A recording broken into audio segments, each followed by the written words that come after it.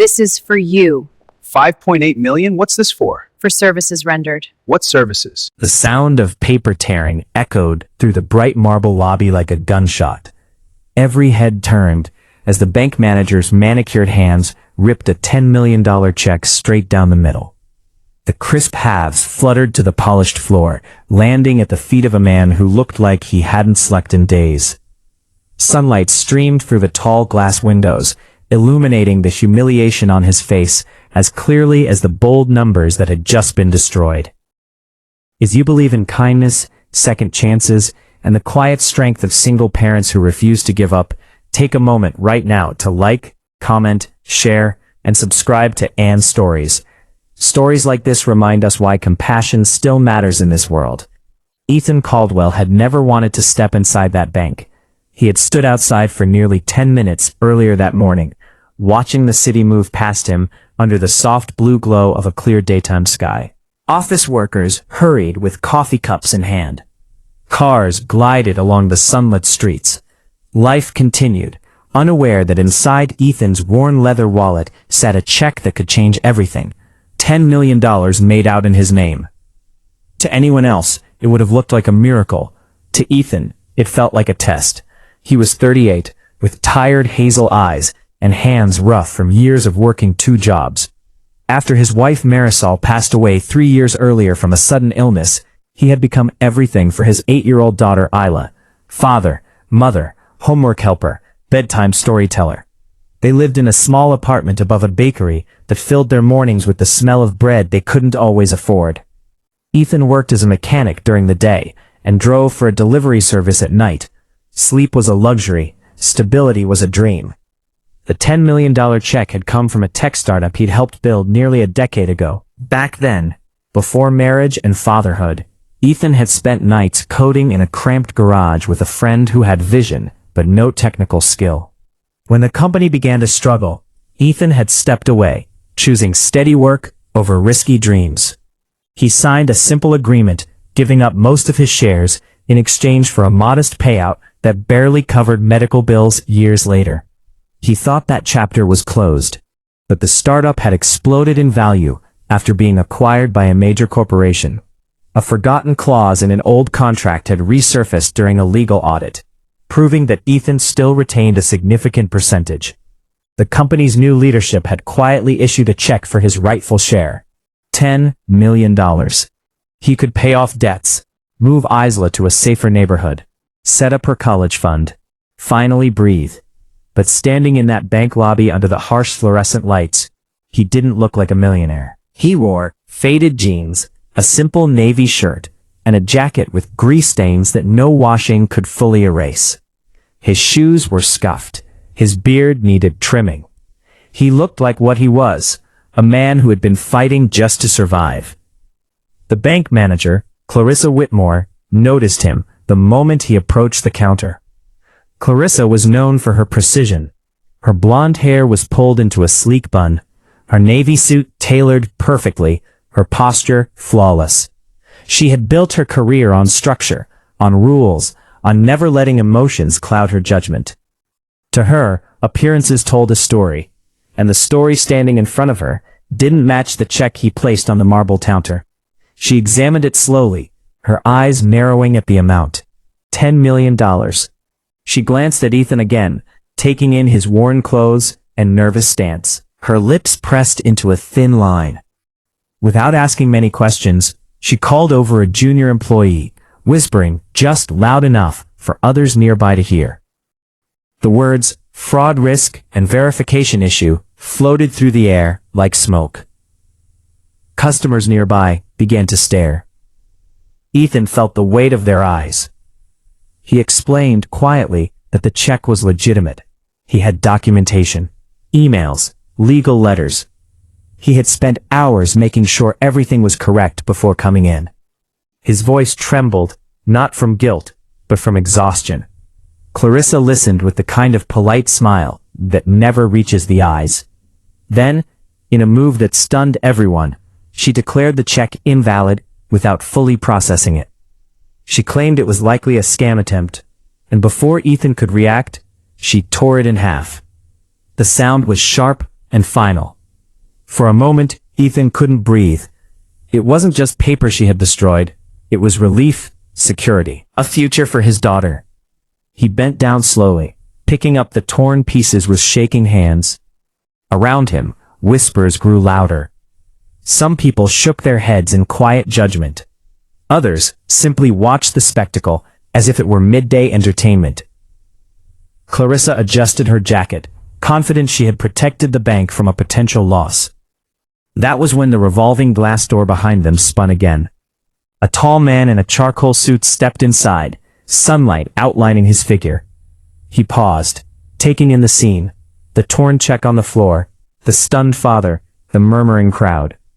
This was Gregory Hale, the regional director overseeing multiple branches. He had come unannounced that morning for a routine inspection.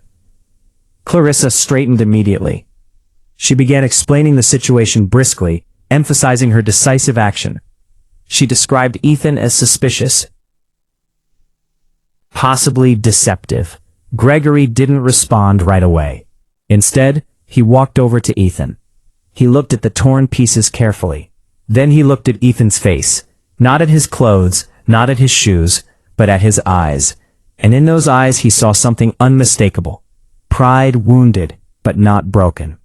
Gregory asked Ethan quietly for his identification and any supporting documents.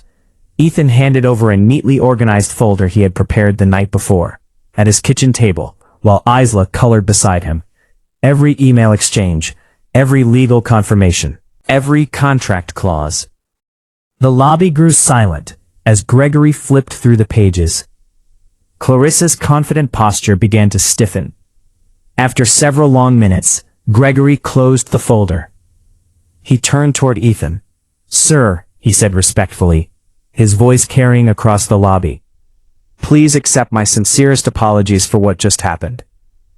The word echoed through the marble space. "Sir." Clarissa's face drained of color. Gregory explained calmly that the check was legitimate. Not only legitimate, but thoroughly verified through corporate channels. The acquisition firm had already notified headquarters. The funds were secure. He then turned to Clarissa, his tone firm but controlled. He spoke about assumptions, about professionalism, about the responsibility of leadership. He didn't need to. Ethan stood there, still holding the torn halves of his future, unsure whether to feel vindicated or humiliated. Gregory assured him that a new check would be issued immediately, and that the bank would personally oversee its secure deposit. He also offered Ethan a private office to sit in while everything was processed. As Ethan walked toward the office, something unexpected happened. A woman who had been waiting in line, an older customer with silver hair and kind eyes, reached out and gently touched his arm. She told him she was sorry he had been treated that way. Another man nodded at him with quiet respect. For the first time that morning, Ethan felt something shift inside him. The humiliation began to loosen its grip. Inside the office, sunlight filtered through tall windows, casting warm patterns across the carpet. Gregory sat across from Ethan and asked about his story. Ethan found himself speaking about Marisol, about Isla's love for astronomy, about how she dreamed of becoming a scientist someday. He spoke about late-night shifts and early morning pancakes, about fear and perseverance. Gregory listened. When the new check arrived and was deposited successfully, the numbers appearing on the account screen felt surreal. $10 million. But what moved Ethan most wasn't the money. It was the moment Gregory stood up, extended his hand again, and said he admired men who fight for their children without expecting applause. Ethan left the bank under the same bright afternoon sun, but everything felt different. The city no longer looked like a place he was barely surviving in. It looked like possibility. That evening, he picked Isla up from school early. They went to the park, where golden daylight bathed the swings and laughter floated through the air. Ethan sat on a bench and watched his daughter run across the grass. Her ponytail bouncing, her smile wide and free. He didn't tell her about the humiliation. He didn't tell her about the torn check. He told her they were going to move to a house with a backyard, that she would have her own room, that she could take the science camp she had been dreaming about. Her eyes filled with tears of joy, and she threw her arms around his neck. Weeks passed. Ethan paid off debts quietly. He donated anonymously to the hospital that had cared for Marisol. He established scholarships for single parents studying at the local community college. He refused media interviews. He didn't want fame, he wanted peace. As for Clarissa, she faced internal review. But Ethan did something no one expected. He requested a meeting. In broad daylight, back inside that same bank, he sat across from her. She looked different, less polished, more human. She apologized, this time without defensiveness. Ethan told her something simple. He said that being judged by appearances was something he had grown used to, but that day, it had almost cost him more than money. It had cost him dignity. He said he forgave her, not because she deserved it, but because carrying bitterness would only weigh down the future he was building for his daughter. Clarissa's eyes filled with tears she had probably suppressed for years. That forgiveness rippled through the branch. Staff meetings shifted tone, policies were re-examined, customer service training changed, assumptions were challenged. One torn check had sparked transformation. Now, before we reach the end, I want to ask you something from the heart. If this story has moved you even a little, if you've ever felt judged, underestimated, or dismissed, please take a moment to like this video, share it with someone who needs encouragement, and subscribe to Anne's Stories. Your support keeps stories like Ethan's alive. And here's a special request. Comment the word respect if you believe every person deserves to be treated with dignity, no matter how they look. Years later, Isla would stand in her own laboratory, studying the stars she once pointed at from a park bench. Ethan would watch proudly from the sidelines, knowing that the greatest investment he ever made wasn't financial, it was emotional. It was resilience. It was love. The memory of that torn check would never fully fade, but it no longer felt like a wound. It felt like a reminder that sometimes, in the brightest daylight, when humiliation feels most exposed, grace can still step through a revolving door and say one simple word that changes everything. Sir. And in that word lived acknowledgement, validation, humanity. Because in the end, wealth can transform circumstances, but respect transforms lives.